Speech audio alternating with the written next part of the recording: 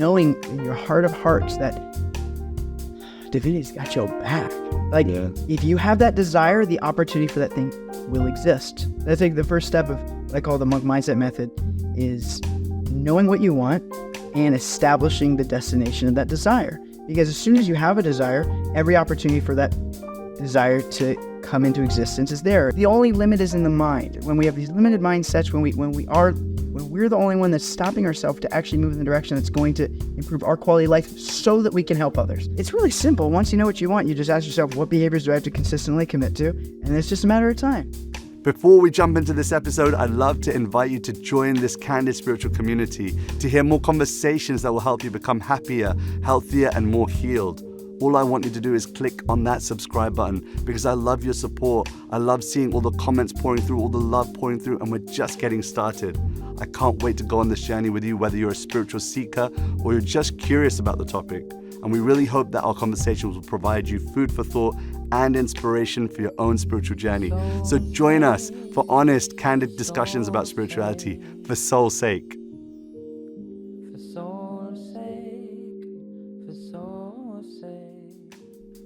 Hello and welcome to another episode in Joshua Tree. We're still here. We are at Bhakti Fest and I have the privilege of being joined by former monk, but now owner of several successful businesses. He's amazing in all different facets. He's got the looks, he's got the voice, he's got the wife, he's got the money, he's got everything going for him, and he's a spiritualist. That's the most incredible part. So strap yourselves in. It's going to be an incredible episode with the one and only Mādhu. Thanks so much for being here. So grateful to be with you. No, it's a great honor. Honor and privilege to be with you. Let's get stuck in.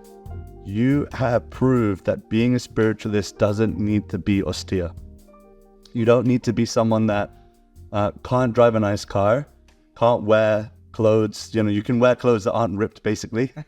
You know, it's nice to have a good hairstyle, haircut, and it's things that I get still heat for now. You know, being a bhakti practitioner, being someone that tries to be a spiritualist, but at the same time doesn't present himself in a scruffy way, I hope. Do I look okay? Yeah? Well, tell me about that. How have you kind of dealt with that? How beautiful you are? Yeah. I, as somebody who wore tethered clothes, I was, as you mentioned, a monk. I lived 6 months a year in India, the other 6 in the US, and where we met, I would travel through the UK, many other places. And I had one wardrobe, which was orange. Never had to worry about what color I was wearing. Just Beautiful. Threw some robes on, one size fits all. Even look good in robes. It's unreal. And robes, some had holes, some had this, that, the other. And, you know, I even, most of my life had nothing to my name. You know, I didn't grow up without. My parents always did their best to, you know, put food on the table. And I'm eternally grateful for everything they've done. And there was no, it wasn't much luxury, let's put it that way. Everything was like just enough to get by. And I became a monk on my 18th birthday, which is what most 18-year-old men do. Oh yeah, totally. That's celibacy. Yeah. I won't buy into that. 18-year-olds, yeah. Literally on my 18th-year-old birthday, because they wouldn't let me move in earlier. It was a liability. Minor. And so, you know, and I went until I was 22, my whole life not having really much of anything. And so I know what that's like, and I kind of have a taste for renunciation. I like minimalism, simple, etc. But I also like quality of life. I like quality of life more than I like renunciation, especially artificial renunciation. And so for me, what I realized after being a monk for years and then artificial renunciation, you just said something there that kind of clicked something. Artificial renunciation, define that for me. Sure. So it's the idea of giving up something that could otherwise be used to benefit yourself and others. So you're giving something up that otherwise could be engaged or utilized in the betterment of others. I mean, I always preface by saying, if I'm saying the betterment of others, if we're talking about serving others, a drowning lifeguard can't save anyone, but a strong lifeguard can save many. So in that same idea, whenever I'm talking about improving the quality of life of other individuals, it always starts with making sure you're taken care of, which is something I neglected, as many spiritualists listening here might have had some experience in their life. Like, service means give, and then I haven't eaten properly, I haven't sleep properly, and just neglected all biological needs. Assuming you're taken care of from that place, serving, as opposed to just getting rid of stuff that could otherwise be beneficial. Typically, that's how I've understood artificial renunciation. what's the line though? Because like, see, for example, I know what I need to function, and that's taken trial and error. I need a good 8 hours sleep. I need to be sleeping in a clean place that's got air conditioning. You know, I can't rough it. I could when I was 18, 19, 20, but now I'm 32. It's only 12 years apart, but still I feel like I can't do that same level of renunciation. It's always adapting and changing. How can someone who's listening today know what is artificial renunciation and what's true renunciation for them? Well, it's interesting. No one can benefit doing it, or maybe there's some benefit to doing temporary. No one thrives in that situation. You are just brilliant enough to know that like it doesn't work. Everyone else, that's the situation. However, you just know I need that. You have that awareness there. Usually the way I would encourage anyone is you always start with the needs. I don't care who you are. Doesn't matter where in the world you are. Doesn't matter what culture. Doesn't matter what gender. Doesn't matter what background. You have needs that need to be met, specifically eating, sleeping, utilization of what we might overgeneralize as sexual energy or creative energy, which if that's not utilized properly, we all know what happens. Dangerous. Very dangerous. And then, as I say, defending or just making sure that you're sheltered. So you need to eat, and not just eat, but you got to eat food that you can digest in a way that gives you energy. Not just McDonald's, ladies and gents. Yeah. For better or for worse. You got to sleep. You know, and some people some people are proud. Like, I only need a couple hours of sleep. I'm like, well, there's enough data now that we understand that the less you sleep, practically the less you live over time. So even if you can do it, probably better you don't. Yeah. You know? Like, I can eat a penny. I can function on a but penny. Better I don't. You know what I'm saying? And in the same way, you got to have some shelter that, the door locked. You're not constantly in anxiety, like what predator is going to attack me. And you have to have some utilization of the sexual energy. As long as those things are taken care of, which can be very simple in terms of, sleep your 8 hours, eat 2 to 3 meals that you can digest that give you energy. If you're like, is this good for me? How do you feel after? It's pretty simple and straightforward. Ideally in a way that doesn't cause harm or violence to others. Find a partner. Don't be going around like an animal. I'm making it sound really easy. Yeah. Touche. Okay, that part. I mean, the other two, that's within your control. The other two, in one sense, that's within your Most people can, like, even in today's day and age, you can find cheap, accessible meals that are nutritious. Would you agree with that? I mean, and if you can't, you go get a couple seeds and then wait a month. Oh, Go get a couple seeds. I mean, maybe a couple more than months. But it's like, the cool thing with, let's just say a non-violent diet, which all bodies are going to digest better. Right. Because it's lighter foods. That's a good place to start. Non-violence. Yeah, non-violence is I mean, obviously one can say, an apple tree feels pain if you pick the apple off. Yeah, but it's going to drop the apple anyway. You don't kill the tree, the apple.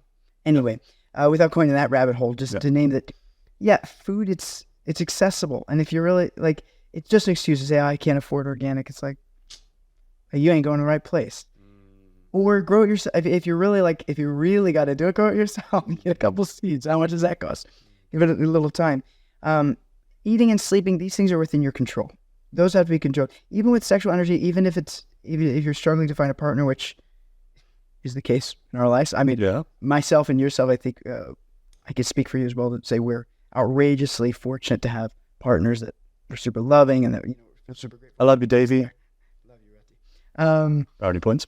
Yeah, that's right. So but that's, at least according to the ancient yoga literatures, it's mentioned that one should not just be depleting one's vital force aimlessly, because that's what animals do. In the human form, we have the blessing. We have this cool prefrontal cortex, which allows us to ask questions and have recursive language, where I could say, I went to Joshua Tree to go to Bhakti Fest to sing in some kirtan. We're the only ones that do that. We're at least on this particular planet Earth. Probably not in the universe. I don't think so. Well, dolphins. Do dolphins do that? I heard they're smart. They're smart, but they don't have recursive language. So the ability to, so in the same way as there's all sentient animals and living entities can communicate in different ways. But the thing that's interesting about us is we have this ability to ask questions. Again, this, the particular C fiber neurons that allow us to ask questions and have as opposed to one thought. Let's just say everyone might have a pet and say, my dog, they look at me like with so much gratitude. It's like they can express themselves. But it's not like, I'm grateful because not only did you feed me that day, but you also fed me the day before. And I really appreciated that particular meal because of this. That's recursive. That's us. Exactly. That's us. That's human beings. And so because we have that unique ability, the idea then is to engage that propensity as a human, as opposed to being in the animal kingdom. And the same thing then goes for shelter. And again, one might say, oh, what about people who don't have access to clean food? What about people who don't have access to sleep at night? It's too loud. What about, sure, that's a very unfortunate situation. We can get into that and talk about the cosmic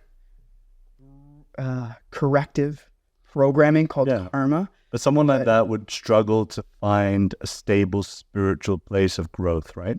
Because until your needs are met, it's like, how can you think of anything else? The ancient yoga literature there's one particular called the Vedanta Sutra says, Atatu Brahma Jigyasa. In Sanskrit, atato, ata, literally means therefore.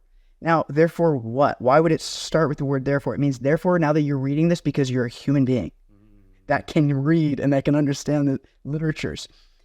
Atatu Brahma Jigyasa. Inquire about that which is spiritual, because now you don't just have to have your needs met like the animals. You actually get this opportunity. If you're reading this verse, it means you've got to the point where you could understand this. Yeah, exactly. Yeah. And so in that same idea is that they encourage us, get your needs met. Everyone can do that. Start there, get those needs met, and then you can actually, Brahma Jigyasa, inquire, Jigyasa, or in Sanskrit, it's jnasa. Yeah. Jnana. It's where the Sanskrit goes into the Greek gnosis, which everyone's really maybe agnostic, this term, which really means I don't know, gnos, which then comes into English knowledge.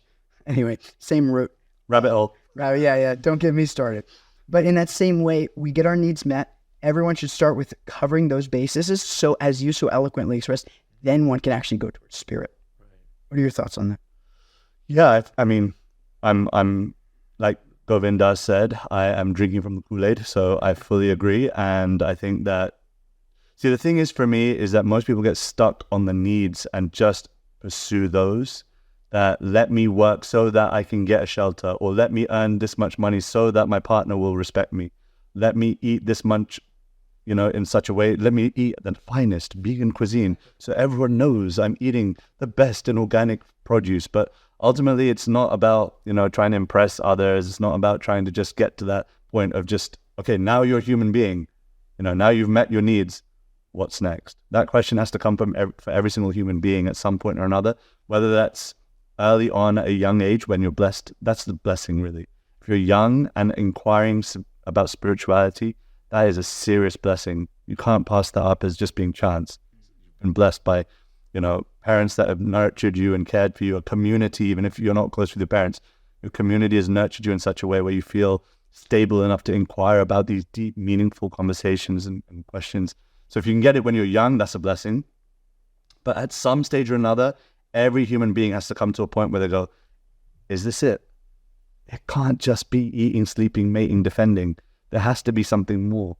And so you went from youth as a monk, did it for 4 years, to then now going beyond, you met your needs, and now one would say you are thriving. Would you say thriving? Is that a word? I would say I'm fortunate. Fortunate. And I mean, I don't disagree with the term thriving. Yeah. But, that's such a subjective term. Sure. Whereas I mean, even fortunate is, but I am grateful to be in the position I am, which took quite a deal of work, but I feel very fortunate.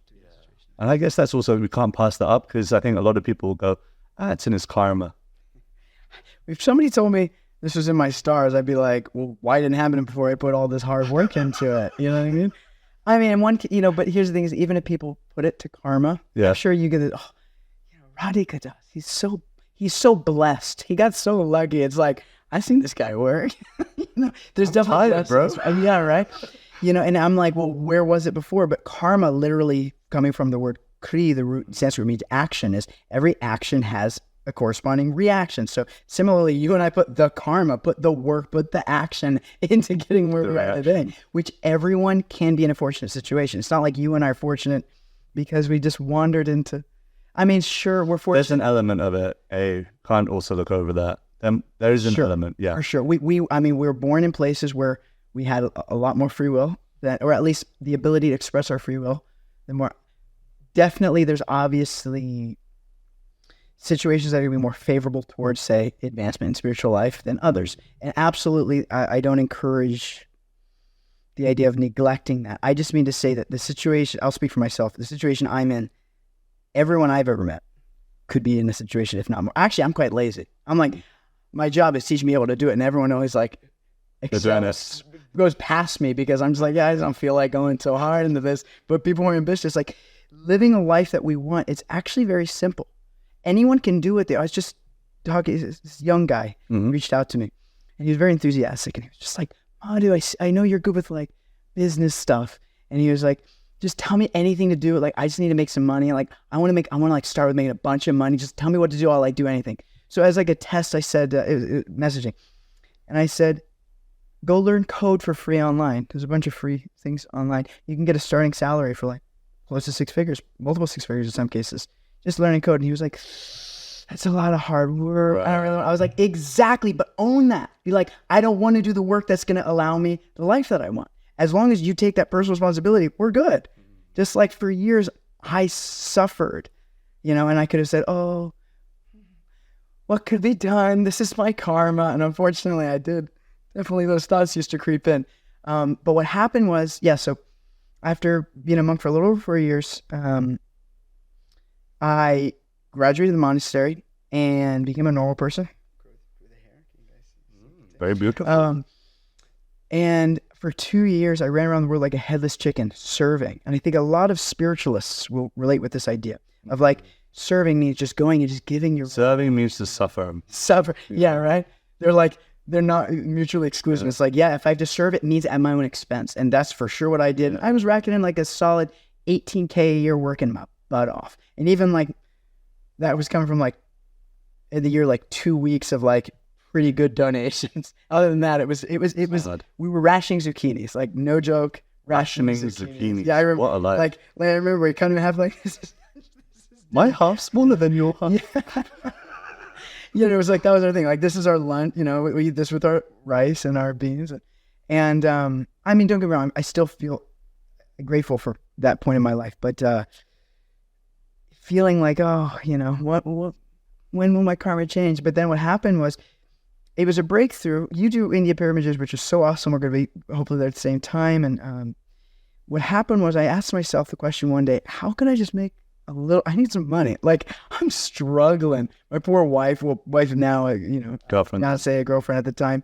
I would come, see her, and I was like, wasn't even spend time with her. It was just like her, like nurturing me back to life after just exhausting myself traveling. And I was like, I gotta figure out how to do this. So I just thought to myself, what do I know I could do with my eyes closed? Like, what am I great at? I'm like, okay, lived in India. I know I could lead people around India. Been part of a bunch of pilgrimages, helped. I've like pretty much done them and like on behalf of other people. Like, I know how to do this. So I was like, let me just try it. I was so scared, and it took me months to even decide. But as soon as I decided, in the 2 weeks of my first India pilgrimage ever, I made more in those 2 weeks than I made in a whole year. I made like over $20,000. And then at that point, something shifted. I was like, oh yeah, that's right. I'm in control of my life. Like, I was just, my fears were stopping me. And I always would justify it, as many spiritualists about this idea, like, oh, if I take money, what about everyone else? I'm not leaving nothing. Are you kidding me? It's plenty. Unfortunately, we take too many economic classes, at least here in the West. It's like scarcity mindset. Yeah, not enough. It's like, wrong. Look up. I always like to say, we're talking about God, we're talking about the highest power. If you don't believe in a high power, go spend all time in the sun. We're in the desert now. Give me 30 minutes in the sun, just stand there. Tell me ain't no higher power than you. We live next to the ocean in Southern California. I'm like, you don't believe in higher power? Go in the ocean. Tell me how long you can hang on the ocean without like, okay, there's power is higher than me. We're just talking about the highest of those powers. The idea that the highest of those powers, divinity, is limited in resources. What? They can't give you a little extra. This idea that there's, you could lock up as much gold as you could possibly find and put it in the bottom of the ocean, never be recovered again. And other precious commodities and metals will come up the next day. People will find twice as much. There is no limit. The only limit is in the mind. When we have these limited mindsets, when when we're the only one that's stopping ourselves to actually move in the direction that's going to improve our quality of life so that we can help others. Not just because I like that caveat. yeah, I'm like pretty cool. Yeah, because I was about to challenge you. I was about to go, here we go. It's getting a bit materialistic up in here. Like, scarcity mindset. Like it was getting really like, yeah, you can do it, put your mind to it. But then you kind of went, but you use it to serve others.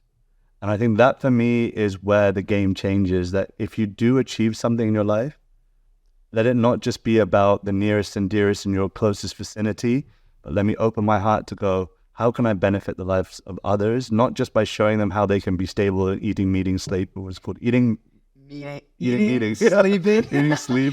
mating, and defending. Yeah. But let me use what I've got to get them beyond that platform so that they can see that there's more to life than that. And I think that's been one of my life's anchors, that yes, things are going nicely from the external point of view. But then what do I do with that niceness? What do I do with that fortune? What do I do with that blessing? Ultimately is what determines the character of a person. Because, really, bro, people will never, ever, ever remember what you accumulated in your life. People if you go to a funeral speech, how many people go, they achieved a flat screen TV, a million gigabyte MP3, a cool car, who cares about it? They'll talk about how you made them feel. No one cares what you have, no one cares what you know, but people always remember how you made them feel. And so I think that kind of, for me, spirituality came at a loggerheads when I started to see success, because I was like, what do I want to do with this now? What do I want to do? My parents have been really kind to me. They've given me a leg up, and it means that I can do this life. Like, I don't have to work a 9 to 5 but then what do I want to do with that? What do I want my voice to give to the world? What I want to live for? Why were you given this gift in the first place, to be in this situation? So I just want to live to make a living, Exactly. Do I want to live to make a living, or do I want to live to make a life? And not only a life for myself, but a life for others as well. And there's been so much beauty along that path of you also. Yeah, I mean, it's almost an obligation. It's like, if you have it and you don't give it, it's like, where's the integrity? Do you also think people that don't have it should also give it? Well, in the proportion. question then is, how do we qualify somebody who doesn't have it? Because I've yet to have met anyone who doesn't have the ability to positively impact someone's life. Again, the only thing that would limit someone improving the quality of life of someone else is one's own personal negative beliefs. I'm not good enough. I can't. Which is a very atheistic idea. The idea that I have nothing to give, which equates to I have no intrinsic value. If you actually understand that you're a unit of consciousness, aka soul, spirit, I don't care what term you give it. You are a you driving a biomechanical body, aka robot, a biomechanical robot. That real you, that unit of consciousness that's driving around the body, which is why I say this is my hand, my hair, my eye. I don't say this is I hand, my eye. We say this is my hand because and if I lose the hand, am I less of a person? No, because the real person, the me, this unit of consciousness, this soul, I'm just driving around this body. I'm driving around. I have a mind that's within this vehicle that changes. If we understand that intrinsically we are this unit of consciousness, we're soul, we then want to understand what's our source. Okay, we're connected to something bigger. That's another conversation we can get into. Then we understand I have intrinsic value. I am a soul unlike any other living entity that's ever lived and will ever live. That, my friends, is intrinsic value. And if we understand that, then we can know that, okay, I've been given certain innate gifts, certain quality. I mean, even someone might say, I don't have any gifts. Even someone might say, I'm mute, I can't give. There's always something we can do. Value. There's always some way we can bring value, because if you've learned anything in your life, then you can then learn someone else who's in that situation. And if that's where everyone should start anyway. Sorry to should on you guys. I'm not a big fan of shoulding, but it's like, that's where everyone should start. It's like, do for others that were in a situation you were 5 years, 10 years ago, 15 years ago, whatever you've been able to help yourself through, which means really others have helped you through, focus on that and help people who are in that situation. And then eventually you realize, like, oh, it's just the mind. It's just the mind that's keeping me small, which is why I focus so much on mindset. Even with my businesses, everyone's like, ask me all these business. I'm like, business stuff. You go on YouTube, you'll find all the sales funnels. It's like, but the mindset, that's really where the magic happens. And I attest all of that knowledge to the Vedic paradigm and philosophy that you and I have been. Maybe our greatest fortune is that we have access to this almost seemingly unlimited knowledge that comes from the Vedic platform. You make being happy look pretty easy. Is that just by nature? That's how you are? I am Or you work hard at it? growing up my whole life, to give you an idea of how shy I was, kid you not, I call my mom, she'll attest right now. When somebody would knock on the door, ring the doorbell, I would go hide. Really? And to be around people, I was very antisocial up until about like 13 or so is when I started like never had friends, never had, just very much to myself, played Legos, like just wanted to like learn things and put things together my whole life. And what happened was in high school, I started to branch out a little bit, but still it was just like crippling social anxiety. And then when I became a monk, as an 18-year-old, one of my services would be go out to universities and share transcendental literatures to students. And you do books as a monk. Yeah. As a shy monk.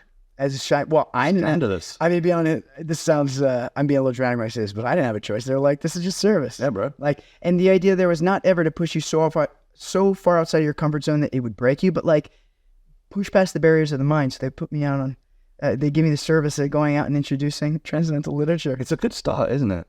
You know, It works. So, see, this is also the hang up a lot of people find about quote unquote. When we say serve, we mean sharing, we mean being generous and giving gifts that uplift people's consciousness, right? Let's give a little context. But when we tell people, yeah, go out and serve, go out and give, the first question that I normally get met with is, I don't know where to start. And sometimes the best place to start is in a little discomfort.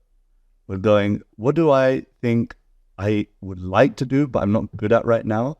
And, you know, whether it be, I'd like to be a speaker of spirituality. I'd like to be a lover of other people. I want to be feeding other people, but I haven't got any of those skills. There's other people that have, you know, go out and just be with them. Because here's an analogy that really always gets me. If you want to get honey from a flower, whatever, the nectar from a flower, right? Imagine you've got a lotus flower. You could either take that flower, put it into a, what do they call it? A pestle and mortar. Do you get that in the States? Pestle and mortar. You get it in pestle and mortar and you grind it up, and maybe you try and do it that way, or you boil the flour and you try and, I don't know, evaporate the water or something like that. But the easiest way is to go and find the honeybees and just hang out with the honeybees. They're going to be near honey all the time. So in the same way, if you want to imbibe a quality of service, of spiritual consciousness, of sharing and loving, etc., you know, these are all lofty, and in one sense, when people hear them, they're like, this is too woo for me. Like, Radhika, give me a break. I'm just trying to figure out my life right now. I appreciate that, but from whatever platform you're in right now, just go and associate with honeybees. Find a honeybee, someone you admire, someone that you know is doing something good for the world, that you appreciate, that you value, and just spend time with that person. And in that association, in that, what do you call it, in that unity even, you'll start picking up little things. Me with a microphone, like, you know, I'm in the same boat as you. I was a shy Indian kid, man. Like, there's no way I'd dream of doing this in my adulthood. But spending time with people that really know how to do this, I'm by no means perfect. But I admired the people that I hung out with, the honeybees I hung out with, to be able to get the nectar, to be able to get the quotes, to be able to get the little nuggets and moments and, you know, intuitiveness, to be able to share in a way that I feel I'm really living my dharma, my duty right now. Would you agree with that? Yeah, I always like that saying, show me your friends, it'll show you your future. Because even statistically, you are the most like the 5 people you spend the most time with. And so in that same way, if the process of just associating, you know, the osmosis of just being in proximity, you pick up those qualities and those characteristics. And then, you know, and to your question about the happiness, that's what happened, is by going out and by stepping outside of my comfort zone, which growth happens in your comfort zone, right? Wrong. Rebirth, not going to work. You know, stepping outside your comfort zone and then associating with people who actually have that quality. And that was probably the most attractive thing for me, is when I started hanging out with people who practice this bhakti tradition, and especially the monks. I was like, whatever you got, cool. I would like a bite of that. And that's what got me inclined. And then as if magically, just by spending time, I kind of broke out of my shell, because even though I'm quite naturally shy and bashful, and I still get a little overstimulated and overwhelmed in social environments, people don't even know. The joke for friends that get to know me, even my wife, took her like a year, is they always go, all right, you can like stop smiling now.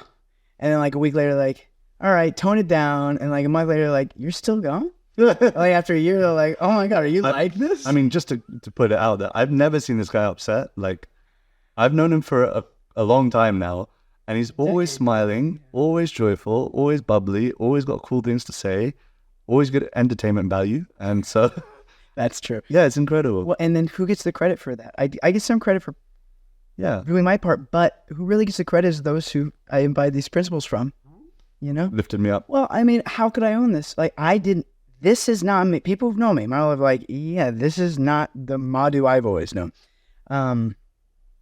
These qualities have been practiced and imbibed. It's the easiest thing to do, right? Like, you know, when people are like, I want to be more spiritual, the first thing I say is not to buy a mala, not to buy a Gita, not to go out and change your diet. Just go and associate with people who are spiritually minded. Well, the proof of the pudding's in the tasting. I always like to say, if people have any challenges, then I'm like, all right, go do it for a month. Let me know. Yeah, go hang out with spiritual people for 1 month. And yes, here's the thing. You might find that you don't like them. You might find that actually in that association, it's not your jam, it's not your vibe. But that doesn't mean that everyone's like that. Because there's so many spiritual cliques. Like even in the world of bhakti and even in Krishna bhakti, right, which is the same tradition that we both come from, there are so many cliques. Like there's monks that really believe in books and selling books. There's those that, like myself, that are all about kirtan and chanting until you're blue in the face, chanting. There's people that will only talk about food and just be like, that's my vibe. So just go and move to another clique. You know, there's just so many. There's a house built in this bhakti community or in the spiritual communities. There's a house built with rooms in which every single person can find a place. And I fully believe that. Like that's a big claim to make. I think the whole world can find their place. Even those who love guns. Totally. You know? I mean, even those who fill in the blank. Yeah. Even those fill it, but because why would an all-powerful, all-loving divine source restrict us from having the opportunity of like-minded association that will uplift us? Here's the cool thing. An all-loving divine creator would want to give us all opportunities to advance our spiritual life. And if they're also all-powerful, which conveniently it is, triple OG, not only would divinity want to, but divinity also has the power to do it. So therefore, the idea that we don't have a clique, we don't have a like-minded spiritual community, yet another limiting belief. There's no proof of that. Even, you know, one might have experience with counterfeit and they think, oh, see, there's no real money. No, you just met some counterfeit. You met, and what to speak of, maybe it's just some old money. Even if you didn't meet counterfeit, you know, I say that in relating to, even if you're not meeting bogus spiritualists or whatever you might do in counterfeit, even if it's not your clique, but they're legit spiritualists, that's fine. Go find other legit spiritualists that you can relate with. And knowing in your heart of hearts that divinity's got your back. Like, if you have that desire, the opportunity for that thing will exist. That's like the first step of what I call the monk mindset method, is knowing what you want and establishing the destination of that desire. Because as soon as you have a desire, every opportunity for that desire to come into existence is there. An example might be, I don't know if you'd have this in UK. You ever heard of punch buggy before? Anyway, it's when you're driving and there's little buggies. I don't even know. I mean, let me just paint the picture for what I'm thinking, right? I'm thinking like golf cart buggy, and you drive past people and you punch them. I like that game too. But punch buggy here in the West, hopefully some listeners will. What you do is when you're driving, if you see I think it's a Volkswagen Bug. Beetle, yeah. Beetle, you know what I'm talking about? Yeah. So what they do is if you see one, you get to like punch your sibling or your friend in the car. It's like buggy, punch buggy. So I wasn't far up with the violence. So. Yeah, definitely some violence. Anyway, I say that as a... We call it yellow bus in the UK. Yellow bus? Yeah. But you get to punch with a yellow bus? I'm sorry, sister. Yeah, I know. My 4 siblings and friends. Fortunately, that was before all the mixed martial arts, so it didn't hurt much. What happens is when you're fixed on buggies, all you see is the buggy. Where another example might be, I don't know, I'm giving cars, but it's like as soon as you get a new car, I remember when I got my most recent car. Exactly. You're like, oh, wow, everyone else seems to have the same car. The cars were there the whole time. You've just now trained your mind to actually watch for the opportunities. The thing existed the whole time. The only thing that shifted was your perspective, which to your really great point is that as soon as you have that desire and as soon as you get in touch with it, like, this is what I want, then you create the opportunity to see that thing existing in real life so that you can actually go for it. And it's really simple. Once you know what you want, you just ask yourself, what behaviors do I have to consistently commit to? And it's just a matter of time. Like my number one job is not to convert people to chanting, is to grow a desire in the heart for people to chant. Like, I'm not trying to get people to forcibly take up a practice. I'm just giving it to them in such a way that it's attractive enough for them to go, I think I might try that more. And I think that that's any spiritual leader, speaker, orator, coach, mentor, whatever, guru, etc. It's not about forcing people into a particular practice by just rigidly, uniform, just this is the way you should be. This is how you eat, sleep, da-da-da-da-da. This is the rules and regulations. It should be more about, here's the practice, grow your taste. What practice do you have taste in? Yeah, and finding a way to engage one's unique psychophysical nature. I always like to say force is atheistic. It's so atheistic, God doesn't even force you. He gives you free will, so you can do whatever the heck you want. Yeah. Even he is like, do as you please. And he creates every opportunity for whatever you decide to do. There's always some opportunity for that thing. So the idea is, if you're trying to play God and a bad God that is a forceful God, which is not an all-caring God, which isn't God, isn't the divine source, whatever name you so desire to choose. The idea that we force is, if it don't work for him, it don't work for me. And it's not going to work for anyone, because we are agents of free will. We are going to do what we want to do anyway. So as you mentioned, the idea is, how do you give logical understanding of why these practices are beneficial? And sure, it comes from the oldest philosophy in the world. Sure, it comes from the oldest written down literatures in the world. Sure, people have been doing this for tens of thousands of years, at least that we know, potentially longer. Like, there's a lot of reasons that give it validity. But the main thing, you gave the example of honey. It's like, you talk about how good honey is all day, but as soon as you're like, actually taste the honey, you're like, wow, this is delish. And in that same way is, how do you present what's benefited our life so deeply? Like, the goal of our life has come from our experience in kirtan and chanting. How do we then give that gift that's been given to us to others, so that they go, that makes sense, let's do it? And not only did it logically make sense on the discerning, on the Sanskrit we have the buddhi, or the discerning ability, but also the manasa, which is the subconscious mind, the emotional mind as well. It's like, how do we relate in an emotional level where it's like, wow, this feels good and it makes sense. If you just do it because it feels good, no bueno. If you don't have feelings, it's just heady, it's going to get dry. Sentiment. Yeah, it's like, if it's just sentiment, it ain't going to work. If it's just philosophy, it ain't going to work. You have to have, like, it has to make perfect sense and be like, your heart's into it. And you are, my friend, a great example of someone who does just that. I love how well you make bhakti accessible. It's probably why we're so close too, because I kind of like doing the similar type of thing. Might not be as good, but no, it's on my way. Better. And yours is better. Oh, yours? No, yours is better. Well, the cool thing here is no better, because we're back to back. That's the cool thing with bhakti too, is it's like, we know there is no competition. Like, there's nothing to compete for.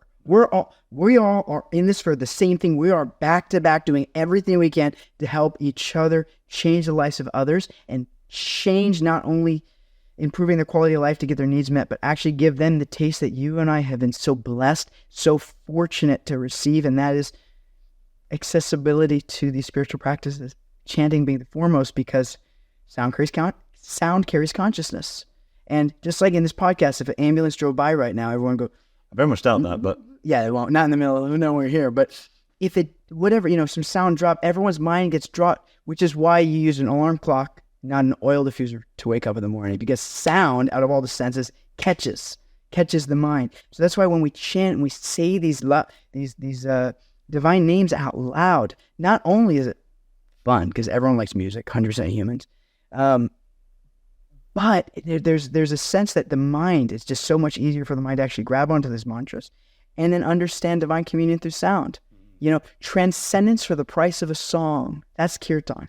And that's a tagline right there. A child can do it. Transcendence for the price of a song. That's what I want to call this. That's we're going to make a song together. I'm going to make a song called Transcendence is the price of? Transcendence for the price of a song. For the price of a song. Let me sit on that one for a minute.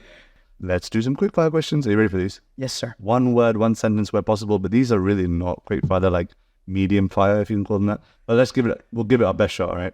Okay, question number one. What's something that you're curious about right now in your life? How to use artificial intelligence to infiltrate the homes of people who otherwise would never access this spiritual content. Talk to me later. I've got an idea. Deal. Don't threaten me with a good time. I'm threatening you. All right, question number 2. What's something you're personally working through at the moment? My mother had a stroke a year ago and lost her vision and the right side mobility. And grieving the relationship with my mother that I didn't have before, where I now get the fortune of taking care of her in a way that she took care of me when I was a baby.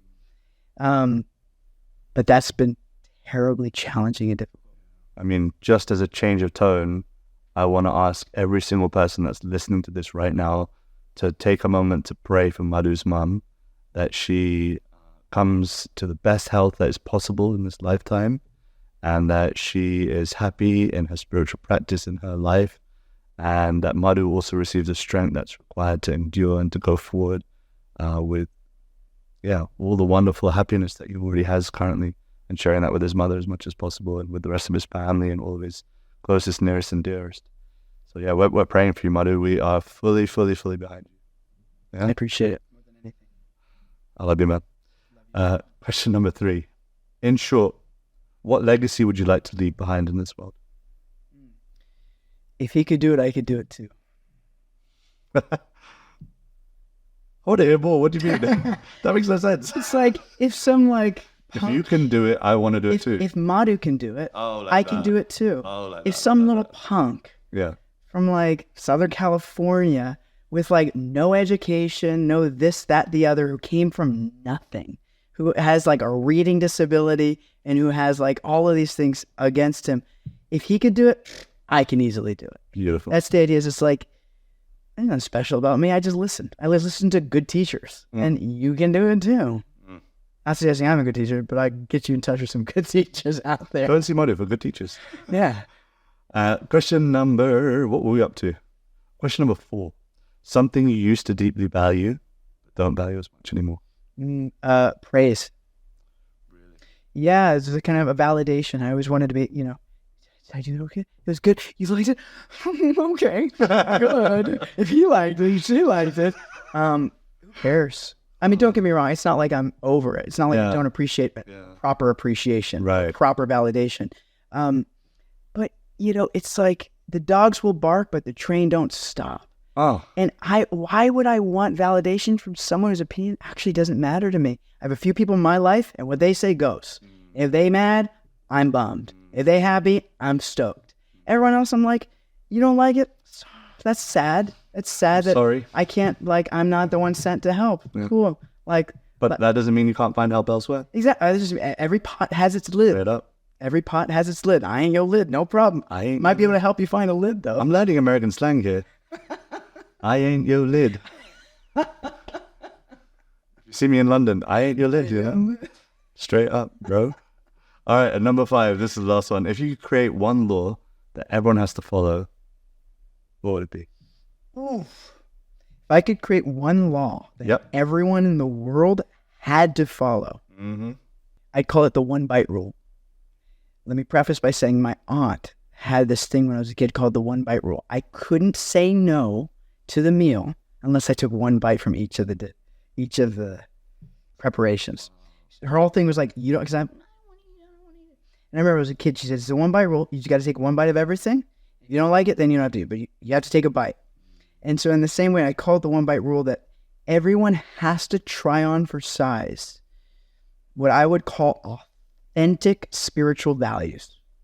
Or in other words, the philosophy that you and I are practicing and trying to touch to. And specifically, that is, you can say trying on for size the hat of, there is a triple OG, a divine source that is not only all loving, wants the best for you, all powerful, can do the best for you, and all knowing, knows what's best for you. And if you attune yourself through sacred connection like chanting, which means welcoming divinity in through sound, because the unlimited is unlimited, the absolute is absolute. The idea of saying divinity is not different than welcoming divinity. Just by trying on these practices where you're welcoming this type of divine connection in, it's the 1 bite rule. You don't like it? No problem. But who ain't gonna like it? Straight up. Just like, I didn't want to eat those peas, but I was eating them, like, this is pretty good. Not bad. Peas are pretty good. Peas are not bad. So I call it, if I had one law, it's the one bite rule. Thank you so much, Madhu. I really appreciated this time together, this conversation. I appreciate that we're doing this under the pretense of friendship, that we're close friends, and you know, I feel like we're on a path together where we're sharing the same message in different countries in a similar way, and long may that continue. You know, I really value, deeply value. If you like this conversation, dear folks, please, I'll say it again for good emphasis, please give it a share, drop us a comment, share this with the world, re-listen to it. Tell me what you want to know more about. Give me some hints and some suggestions about what kind of guests you want on. I'd love to try and make this podcast a good service to every single listener. And can't wait to see you on the next one. For soul's sake, peace out. Namaste. If you love this episode, you'll love my interview with Keshava Swami on serving others and how our life gets ironed out in the process. Go check it out. When I have managed to find that selflessness, that sense of it's really not about me, but I'm really here as a servant to give, then I found two things happen. The first thing is that our ability to actually really serve others just expands exponentially.